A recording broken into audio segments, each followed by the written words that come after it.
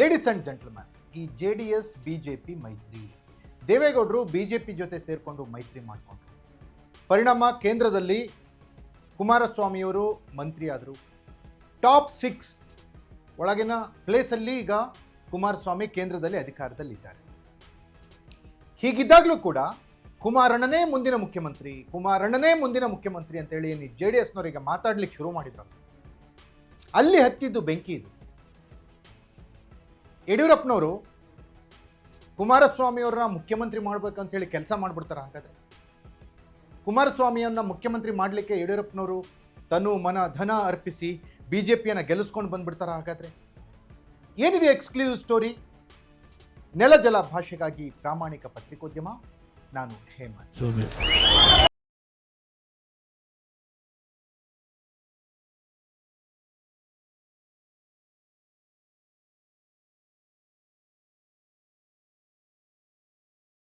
ಈ ಮೈತ್ರಿ ಶುರುವಾಗಿದ್ದೇ ಒಂದು ರೀತಿ ಆಕಸ್ಮಿಕ ಸನ್ನಿವೇಶ.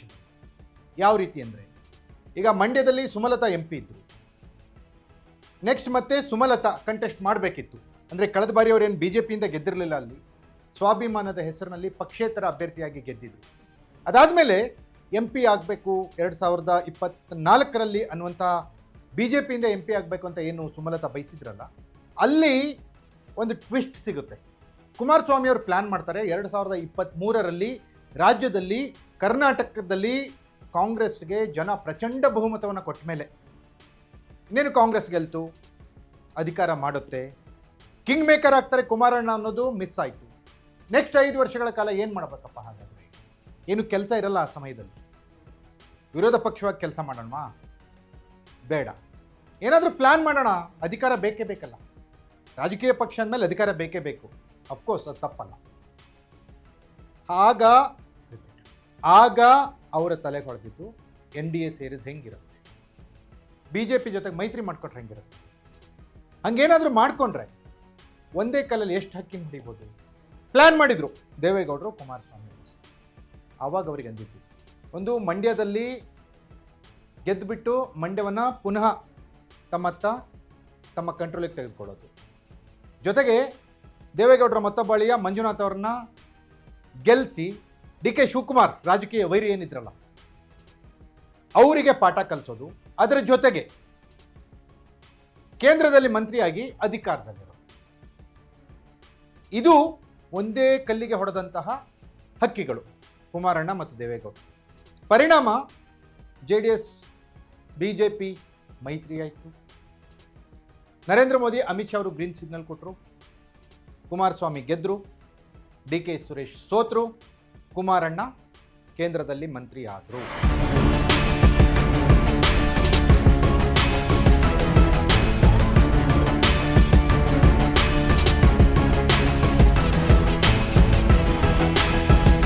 ಅದಾದಮೇಲೆ ನಡೆದಿರೋ ಬೆಳವಣಿಗೆಗಳಿದ್ದಾವಲ್ಲ, ಅವು ರೋಚಕವು. ಯಾವ ರೀತಿ ಅಂದರೆ, ಈಗ ಕೇಂದ್ರದಲ್ಲಿ ಮಂತ್ರಿಯಾಗಿ 1 ವರ್ಷನೂ ಕೂಡ ಆಗಿರಲಿಲ್ಲ, ಕೆಲಸಗಳನ್ನು ಮಾಡಬೇಕಿತ್ತು ಕುಮಾರಣ್ಣ, ಆದರೆ ಅನಾರೋಗ್ಯಕ್ಕೆ ತುತ್ತಾದರು. ಅದರ ಮಧ್ಯದಲ್ಲಿ ಕರ್ನಾಟಕಕ್ಕೆ ಬರೋದನ್ನು ಕಡಿಮೆ ಮಾಡಿದರು, ದೆಹಲಿಯಲ್ಲೇ ವಾಸ್ತವ್ಯ ಹೂಡಿದರು.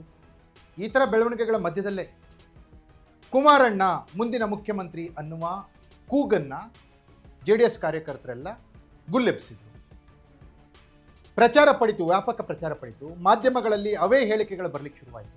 ಆವಾಗ ಈ BJPಯವರಿಗೆ ಒಂದು ತಳಮಳ ಶುರುವಾಯಿತು. ಯಾಕಂದರೆ ಕಾಂಗ್ರೆಸ್ ಕಿತ್ತಾಡ್ತಾ ಇದೆ, ಅಧಿಕಾರ ಹಸ್ತಾಂತರ, ಈ ಥರ ಆ ಥರ ಕಚ್ಚಾಟ, ಆಡಳಿತ ವಿರೋಧಿಯಲ್ಲಿ ಈ ಥರ ಇದ್ದಾಗ ನೆಕ್ಸ್ಟ್ BJP ಅಧಿಕಾರಕ್ಕೆ ಬರಬಹುದು ಅನ್ನೋ ವಾತಾವರಣ. ಹೀಗಿದ್ದಾಗ ಕುಮಾರಣ್ಣನ ಮುಖ್ಯಮಂತ್ರಿ ಮಾಡಿಬಿಟ್ರೆ ಹೆಂಗೆ? ಅಷ್ಟಕ್ಕೂ ಯಡಿಯೂರಪ್ಪ ಇಲ್ಲಾಂದರೆ BJP ಗೆಲ್ಲುತ್ತಾ? ರಿಸಲ್ಟ್ ನಿಮ್ಮ ಕಣ್ಣೆದುರಿಗಿದೆ. ಒಂದು ವೇಳೆ ಯಡಿಯೂರಪ್ಪನವರು BJPನ ಗೆಲ್ಲಿಸ್ಬೇಕು ಅಂದರೆ ಕುಮಾರಣ್ಣನ ಮುಖ್ಯಮಂತ್ರಿ ಮಾಡ್ಬೇಕಂತೇಳಿ ಇವರು BJP ಕೆಲಸ ಮಾಡಿಬಿಡ್ತಾರೆ. ಯಡಿಯೂರಪ್ಪನವ್ರಿಗೇನು ಮಹತ್ವಾಕಾಂಕ್ಷೆನೇ ಇಲ್ವಾ? ಅಲ್ಲಿಂದ ಶುರುವಾಯಿತು ಈ ಮೈತ್ರಿ ಅನ್ನುವ ವಿಚಾರದಲ್ಲಿ ಬೆಂಕಿ. ಈ ಬೆಂಕಿ ಎಲ್ಲಿವರೆಗೂ ಬಂದು ನಿಲ್ತು ಅಂದರೆ, ಮೈತ್ರಿ ಅವಶ್ಯಕತೆನೇ ಇಲ್ಲ ಅನ್ನುವಂಥ ಹಂತಕ್ಕೀಗ BJP ನಾಯಕರು ಮಾತನಾಡ್ತಾ ಇದ್ದಾರೆ. ಯಾರ ಅವಶ್ಯಕತೆನೂ ಇಲ್ಲ ರೀ, BJP 113 ಸ್ಥಾನಗಳಿಗೆ ನಾವು ಬಂದು ನಿಲ್ತೀವಿ, ನಾವೇ ಗೆಲ್ತೀವಿ ಅಂತ ಹೇಳ್ತಾರೆ. ಏಕಾಂಗಿಯಾಗಿ ಗೆದ್ದ ಮೇಲೆ ಅವರಿಗೆ JDSನ ಅವಶ್ಯಕತೆ ಯಾಕೆ?